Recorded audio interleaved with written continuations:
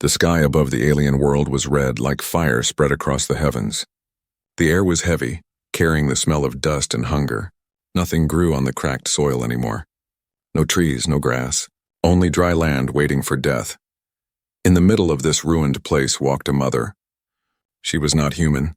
Her body was tall, thin, and her skin was silver blue, shining faintly even under the weak sun. Her eyes were large, glowing softly like two pale moons. But those eyes were filled with fear and pain and love. Two small children walked beside her, holding her hands. They were her daughters. Their little bodies were weak, their steps slow. Hunger had eaten their strength. Their faces looked tired, but their eyes still shone with hope whenever they looked at their mother. The mother whispered to them, her voice trembling. "Don't be afraid, my little stars. I will find food for you. I will keep you safe." But inside she knew the truth. There was nothing left. The markets were empty. The hunters returned with nothing. Even the rivers were dry. Many families had already lost their children. And she could not let that happen, not to her daughters. That night, as the red sun fell behind the mountains, the mother left her home. She walked far, far away, where shadows grew thick and silence ruled. Her steps carried her to the old ruins where no one dared to go. It was said that in those ruins deals could be made, deals with those who should never be trusted. She stood there under broken stone arches and whispered into the dark. "I will give anything. Anything. Just give me food for my daughters." The wind grew cold. The shadows moved. And then, he appeared. He was not like her people. His body was different, shorter, stronger, with skin the color of pale earth. His eyes were small but sharp, filled with something strange, something that felt alive, dangerous, and yet calm. His clothes were simple, black and gray. His hands carried no weapon, but she felt as if he could destroy armies if he wished. A human. Her people spoke of humans with fear and wonder. They were travelers, rare and mysterious, walking between stars. No one knew where they came from. No one knew why they wandered. But it was said that humans could see deeper than anyone. They could touch what others could not, even the soul. The human looked at her for a long moment. He said nothing. Only his eyes spoke, studying her. The mother fell to her knees. Her silver blue hands shook as she raised them. "Please," she begged. "My daughters are starving. I have nothing left. I will give you my soul. Just save them." The air grew heavy. The human's face did not change. His voice, when it came, was calm, almost gentle. "Your soul," he said. "Do you know what that means?" She nodded, tears running down her face. "Yes, take it. I don't care what happens to me. Let them live." The human stepped closer. His shadow covered her. He reached out a hand and she felt something strange, like heat and cold together pressing against her chest. Then pain. A sharp pull, as if something deep inside her was being torn away. She gasped, her body trembling, and then it was gone. She felt empty, hollow. Her breath came weak, her heart slower. She looked up, and in his hand he held a crystal. Inside it burned a light, the glow of her very soul. The human closed his fist, and the crystal vanished into his palm. In his other hand, suddenly, food appeared. Real food, fresh and warm. More than enough for her daughters. She took it with shaking hands. She could not stop crying. "Thank you. Thank you." The human did not answer. He only looked at her, his eyes unreadable. Then he turned and began to walk away into the shadows. The mother returned home. She gave the food to her daughters. Their faces lit up with joy, their little hands holding the bread and fruit as if it were treasure. They laughed for the first time in many days, but the mother did not laugh. She sat in silence watching them eat, feeling the emptiness inside her. Her daughters hugged her, their voices happy. "You saved us, Mama. You are our hero." She smiled weakly. But her heart whispered the truth. "I am no hero. I am only a shell." Far away in the darkness of the ruins, the human stood on a broken wall. He opened his hand and looked at the glowing crystal once more. Her soul pulsed softly like a heartbeat. His eyes narrowed. Why did he take it? Why did he agree to this deal? No one knew. Not the mother. Not the daughters. Only the human. And as the night grew darker, he whispered to himself, "This is not the end. It has only begun." The days passed, and the alien mother's daughters grew stronger with the food she had brought home. Their faces no longer looked pale. Their small voices carried laughter again. They played outside their broken house, chasing each other on the dry ground. But the mother no longer laughed with them. Her eyes, once warm, had turned distant. She smiled for her daughters, but it was a smile without light. She felt hollow, as if her chest were a cave with no echo. She still cooked for them, still hugged them, still whispered bedtime stories. Yet every word sounded flat. Every touch felt cold. The neighbors began to notice. "She feeds them well now," one alien woman whispered to another. "Yes, but have you seen her eyes? They look dead. Maybe she made a deal in the ruins. Maybe she sold what no one should sell." Rumors spread like fire through dry grass. Some looked at her with pity, others with fear, but she did not care what they thought. Her daughters were alive.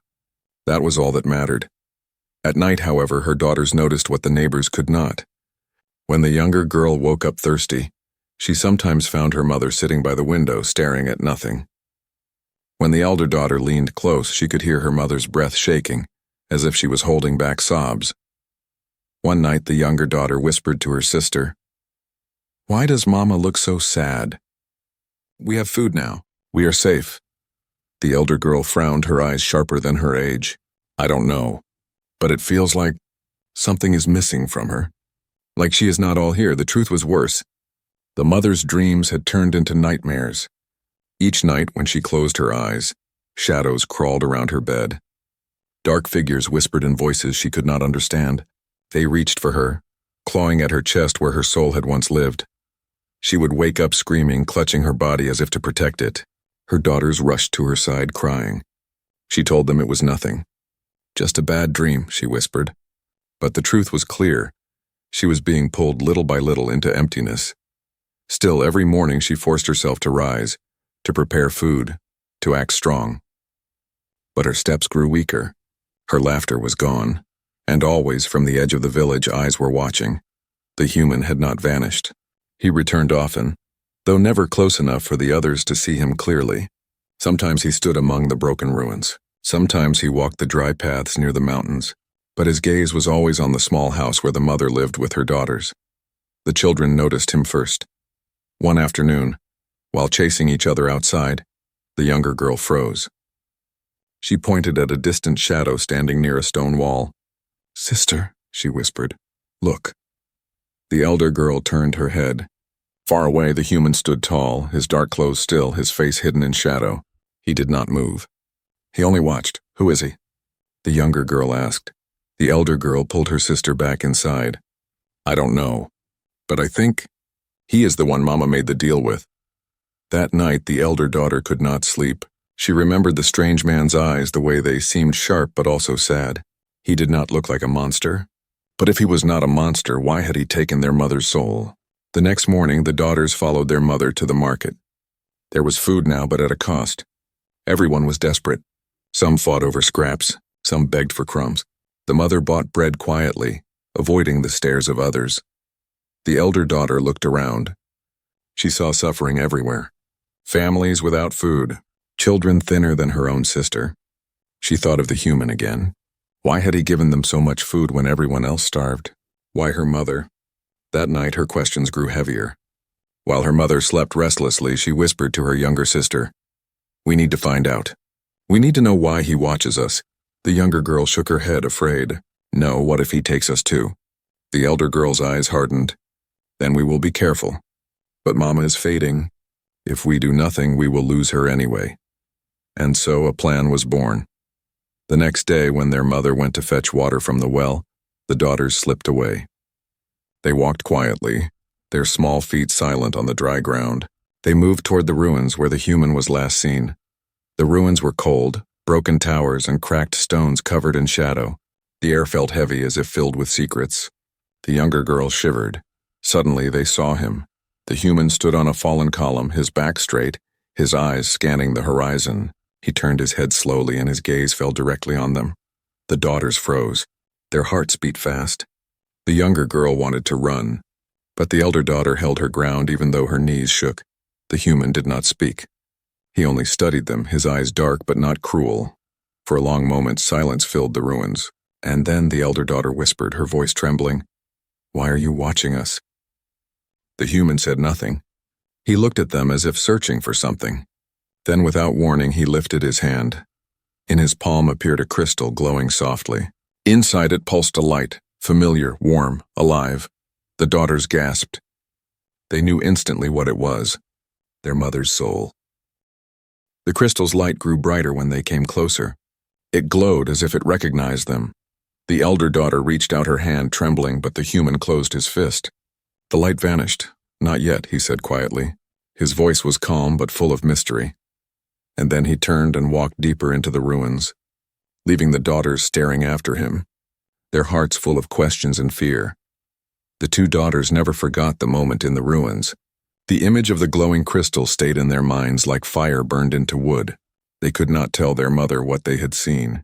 She was already weak, already broken inside. If she knew the human still held her soul, it might crush what little strength she had left. But the questions grew heavier every day. Who was this human? Why had he taken their mother's soul? And why did he still watch them? Instead of leaving after the deal was done, the elder daughter, curious and stubborn, decided she would find out. The human was not like the others of the village. He did not beg. He did not trade. He did not starve. Every day he walked among the ruins or the dry mountains, carrying strange machines on his back. They were made of metal, glowing with blue lights, whispering with energy. Sometimes he placed them on the ground and tapped them with his hands. The daughters, who followed him in secret, saw the ground itself open under his touch. They saw broken stones heal, metal rise, air shift as if obeying him. He was not just a buyer of souls. He was something more. One night, as the daughters returned home, the elder whispered, "He does not want Mama's soul only to keep it. He is doing something with it, I think. I think humans can use souls." The younger daughter shivered. "That is evil. Souls are not toys," but deep inside both felt it. This human was no ordinary man. The truth began to show itself slowly. The human sometimes left the ruins and walked far beyond the village. The elder daughter followed him one evening, her little sister too afraid to come. She moved carefully, her feet silent, her breath held. She saw him stop in front of a huge broken machine buried under sand. It was older than her people, older than the ruins themselves. A forgotten relic of a war no one remembered. The human raised the crystal, the one that held her mother's soul. He pressed it against the machine, and the dead engine roared to life. Blue fire lit up its veins, and the ground shook. The girl's eyes went wide. That machine was not dead. It was only waiting for her mother's soul. The human stepped back, his face calm but his eyes glowing with strange light. He spoke softly, though no one was near. "It works. Her sacrifice has power. But it is not complete yet," the girl gasped. Her foot slipped on the rocks. The sound echoed in the silent desert. The human turned, sharp as a blade, and his eyes met hers. Fear froze her in place. She thought he would destroy her or steal her soul too. But instead his gaze softened. He did not chase her. He only said in a quiet voice that carried through the night, "You should not be here." Then he turned away, leaving the machine glowing like a heartbeat in the sand. The elder girl ran home, her chest pounding. That night she could not sleep. She told her younger sister what she had seen. The younger girl trembled. "So he is using Mama's soul to power machines? That is worse than I thought." But the elder shook her head. "No, it did not feel like that. He did not use it for war. He woke something old, something waiting. He said it was not complete yet. I think he is protecting it, maybe even protecting us." The younger girl stared at her. "Then why doesn't he just give the soul back?" The elder girl could not answer. Meanwhile, the mother continued to weaken. The nightmares grew stronger. She often woke up screaming, her body trembling, her hands clutching her chest. The daughters held her, trying to comfort her. But it was clear. Without her soul, she was fading day by day. The elder daughter began to wonder if the human was waiting for them, not just their mother. The crystal had glowed brighter when they were near it. What if the soul was not only their mother's? What if some part of it was theirs too? One evening, the human came again to the edge of the village. This time he did not hide. He stood openly, his dark figure visible in the red light of the setting sun. The villagers whispered in fear, pulling their children away, hiding in their homes. But the mother saw him. Her body shook as she stepped outside. Her daughters clung to her arms, but she pushed them gently back. She walked toward him, her steps weak but steady. "Why?" she demanded, her voice breaking. "Why are you still here? Why do you torment me? You took my soul. Leave us alone. The human looked at her silent. His eyes were steady but not cruel. Finally he spoke. I did not take it to torment you. I kept it safe. If I had left it here, others would have stolen it. You gave it away without knowing what it truly means. Her voice rose, filled with anger and sorrow. Then tell me. What does it mean? What are you doing with my soul? For a moment the human's face softened, almost sad. Your soul is not only yours. It is connected to more than you understand. It is part of something greater. And one day your daughters will see why. The daughters hiding nearby gasped. The human's words struck them like thunder. The mother fell to her knees, her tears falling onto the dry earth. I do not care about greatness. I do not care about destiny. I only want to be whole again. I only want to love my children without this emptiness inside me. The human bent down. For the first time, his voice carried warmth. You will, but not yet. They must be ready first. And with those words, he vanished into the shadows, leaving behind silence, mystery, and fear. The daughters ran to their mother, hugging her tightly. She wept in their arms, whispering, What have I done? But deep inside the elder daughter's heart, a different thought grew. The human is not our enemy. He is waiting for something. Waiting for us. The nights grew colder and the alien mother grew weaker.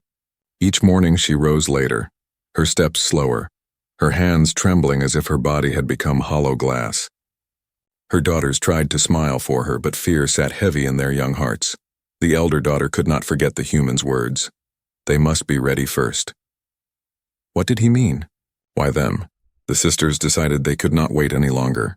If their mother was fading because of this secret, then they had to uncover the truth.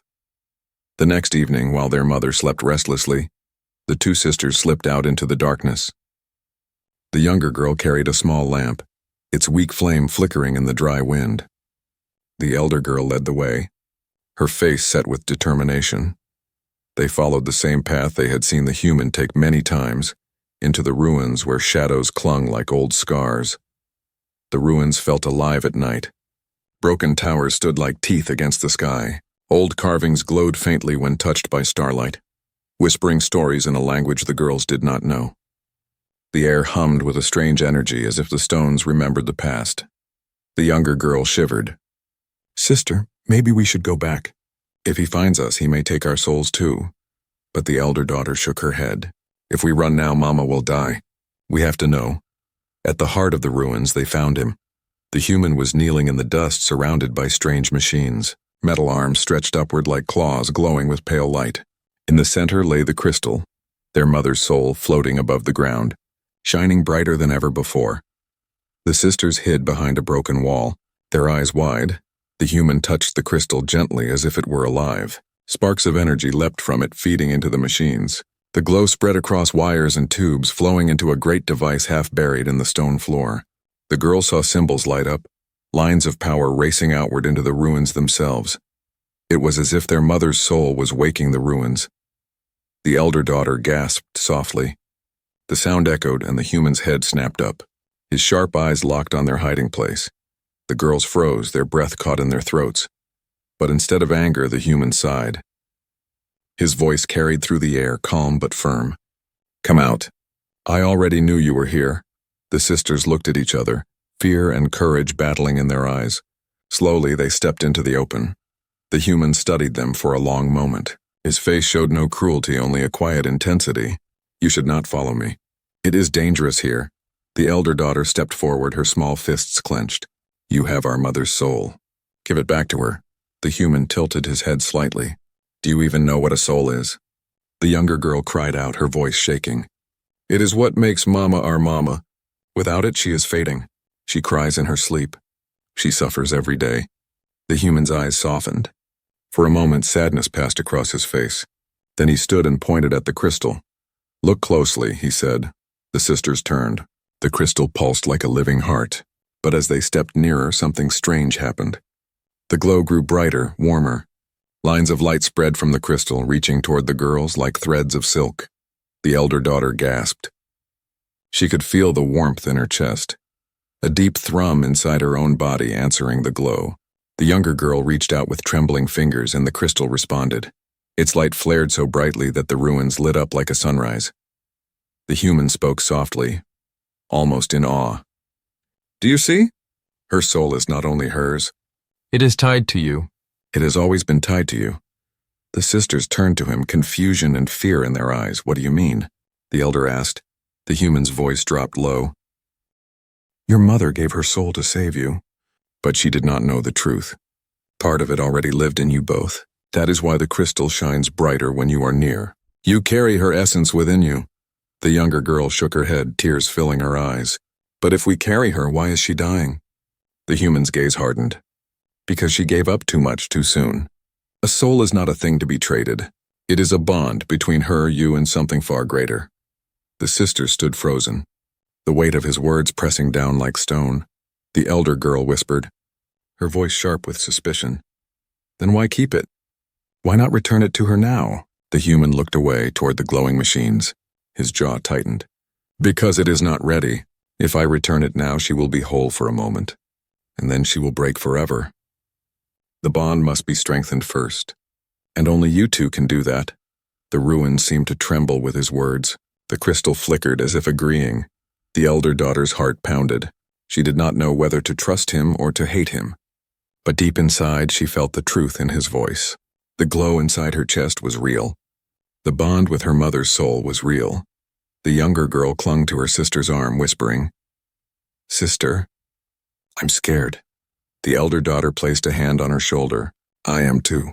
But maybe this is the only way. The human turned back to them. His eyes, dark yet strangely kind, met theirs. You must choose. Stay afraid and watch your mother fade, or step forward and learn what it means to carry her soul within you. The sisters looked at each other, fear and courage swirling like fire and ash. And then, slowly, the elder daughter nodded. We will not let her die. Tell us what to do. The human gave a small, almost sorrowful smile. He lifted the crystal, its light spilling across their faces. Then the real journey begins now. The ruins were no longer just broken stones for the sisters. After that night when they saw the crystal glow in answer to their hearts, they understood. The truth was larger than hunger, larger than fear. Their mother's soul was tied to them, but what the human meant about strengthening the bond, they still did not know. Days passed. The daughters tried to live as if nothing had changed. They cooked food for their mother, fetched water, listened to her tired stories. But every night the glow they had felt in the ruins returned in their dreams. Threads of light wrapped around them, pulling them toward the crystal. They woke shaking, whispering to each other in the dark. The younger girl clung to her sister one night and said, What if we fail? What if Mama never gets her soul back? The elder hugged her tightly.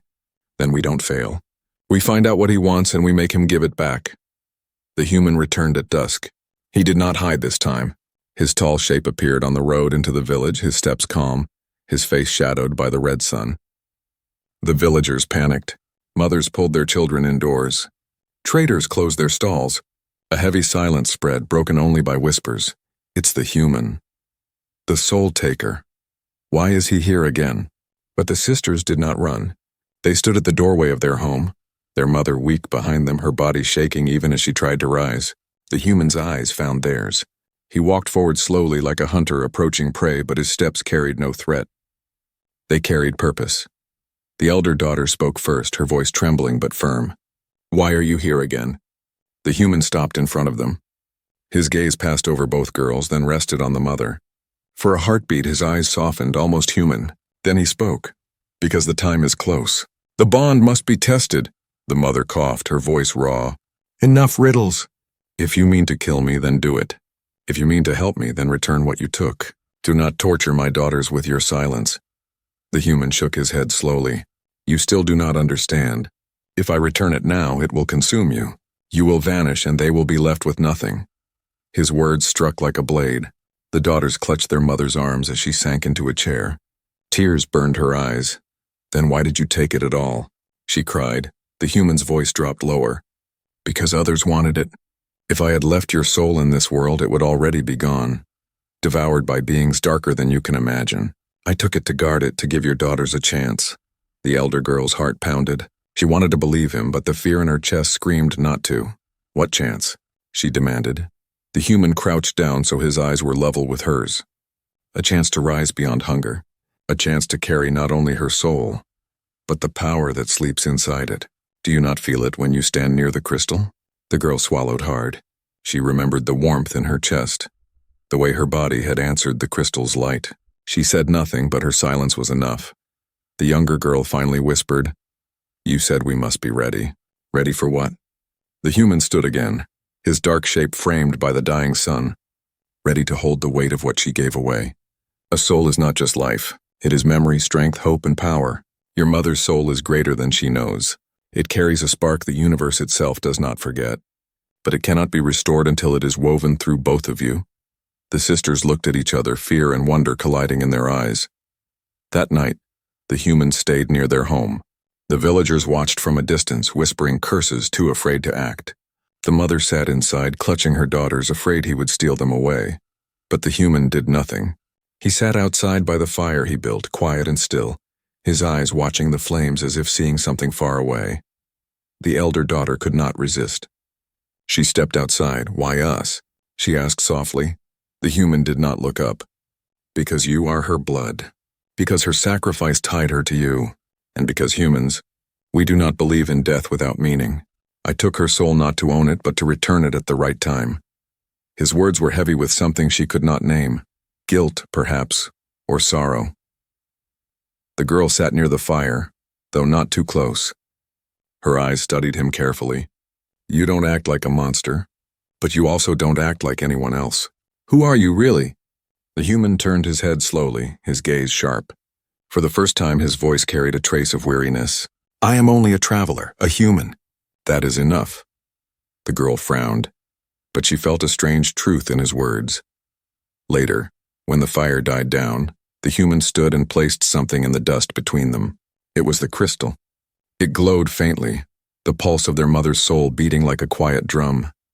The sisters ran forward, their eyes wide.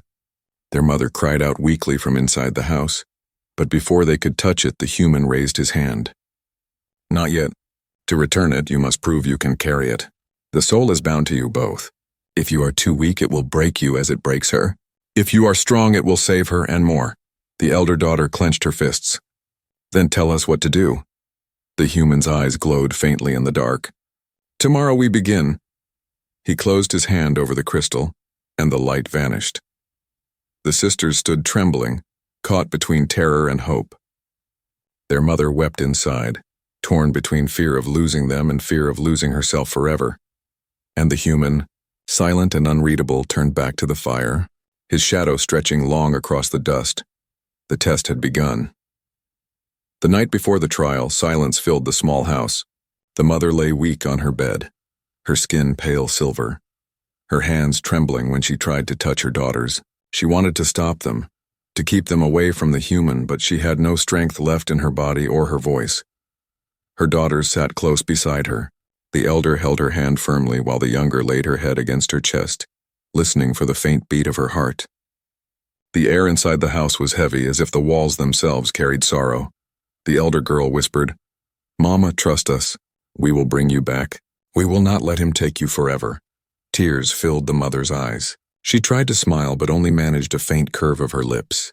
"You are still children," she said softly. "This weight is not yours to carry." But deep down she knew the truth. The human's words had pierced her heart. Her soul was tied to them. If they did nothing, she would fade. If they were strong, she might live. At dawn, the human returned. He stood outside their home, the rising sun burning behind him like a crown of fire. The villagers watched from a distance, whispering, fearful. None dared to come closer.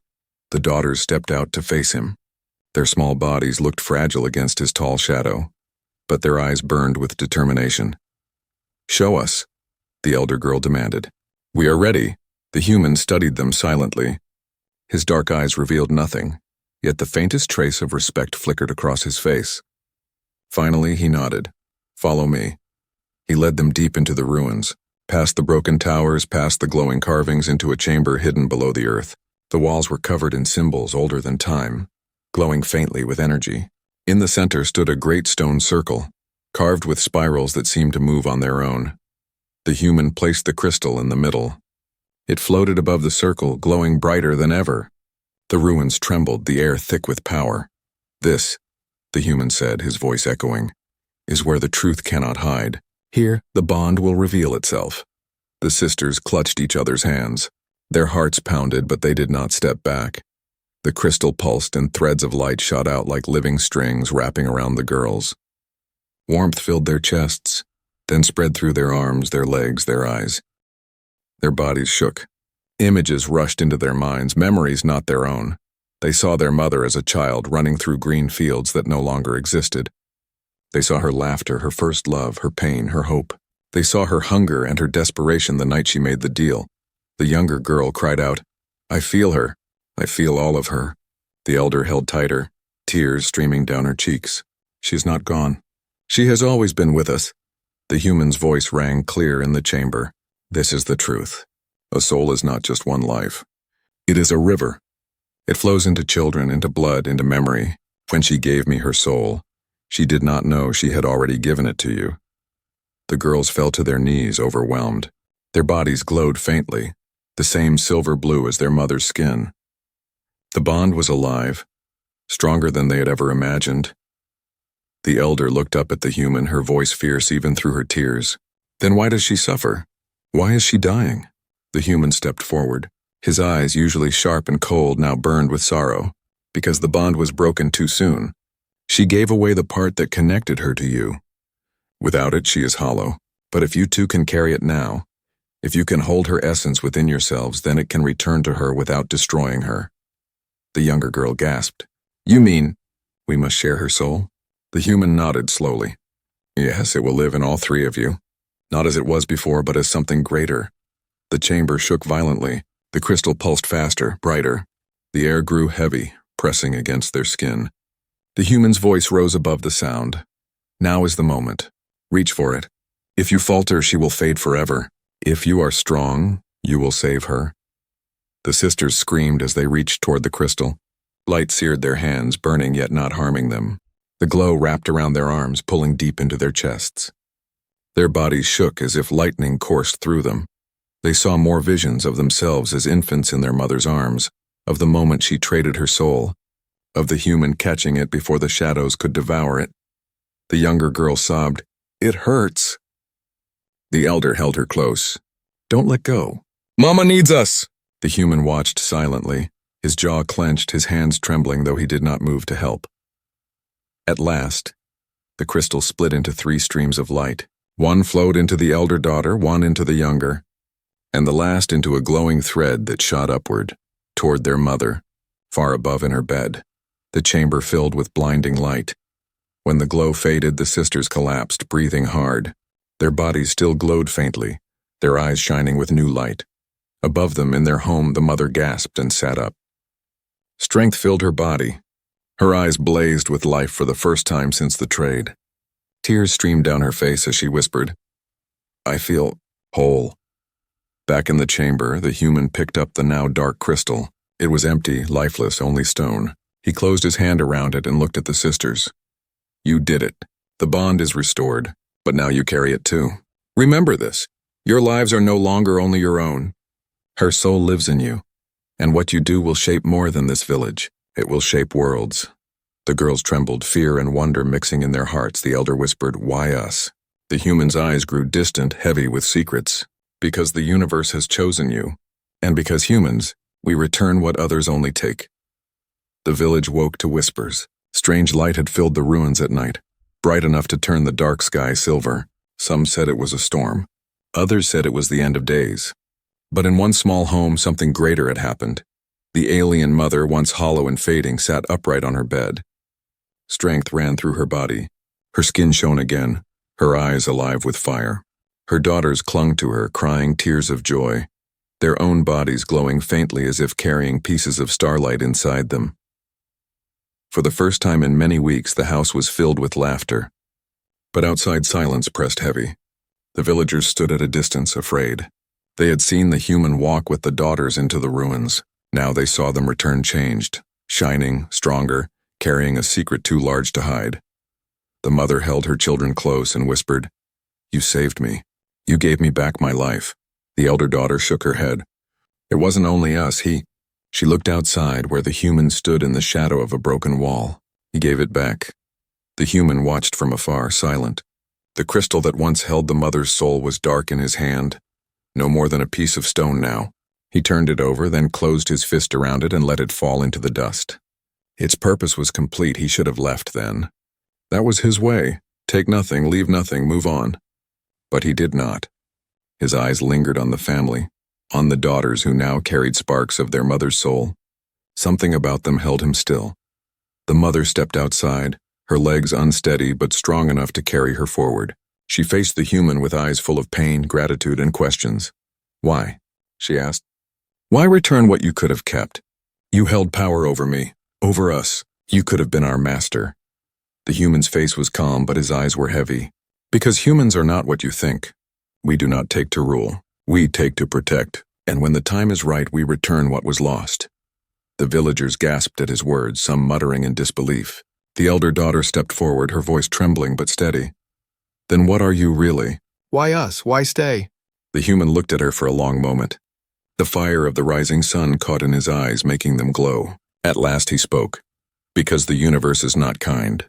There are beings who feed on souls, who grow strong on sacrifice. Your mother's gift would have been their feast. I could not let that happen. You were chosen by chance or by fate. Perhaps both. But now the bond between you three is stronger than anything they can break." The younger girl frowned, clutching her sister's hand. "But if there are others who want souls, will they come here?" The human silence was answer enough. That night the family gathered by a small fire. The mother's hands no longer trembled. She held her daughters close, their warmth filling her with peace. But deep inside, fear lingered. If what the human said was true, then this was not the end. It was only the beginning. The daughters whispered to each other as the fire crackled. "Sister," the younger said softly, "do you trust him?" The elder looked at the fire, her eyes reflecting its glow. "I don't know. But he gave back what he could have kept. That means something." The mother listened quietly, her heart torn. She did not want to trust the human, yet she could not deny the truth. Without him, she would be gone. Outside, the human stood watch beneath the stars. He did not sleep. His eyes searched the horizon, waiting for shadows that might one day come. He had returned the soul, but in doing so, he had lit a fire that others would see. At dawn, he prepared to leave. The daughters ran to him, their faces full of questions they could not put into words. The elder finally spoke. "Will we see you again?" The human's lips curved in the faintest smile. "Perhaps. When the time comes, you will need me again. Or perhaps I will need you?" The younger girl frowned. "But we don't even know your name." He looked at her for a long time. Then he shook his head gently. "Names do not matter. Only choices do." With that he turned and began to walk toward the mountains. His figure grew smaller, swallowed by the horizon until only dust remained in his trail. The mother and her daughters stood together, watching him vanish. Silence stretched between them, heavy with both relief and uncertainty. The elder whispered, "What is he really?" The mother held her daughters close. "Something our people will never understand. But remember this, not all who take are thieves. Some take only to give back." Her daughters nodded, though their young hearts still burned with questions. And far away, the human walked on, his shadow long in the morning sun. He carried no crystal now, no stolen soul, only the weight of his choice. He had returned what was not his. But in doing so, he had awakened something larger. For in the quiet of the ruins, the machines he had touched began to stir again. Lights glowed faintly in the stone, waiting for the daughters who carried their mother's soul within them. The story of one family was ending. But the story of something greater, something human, something alien, something shared was only beginning.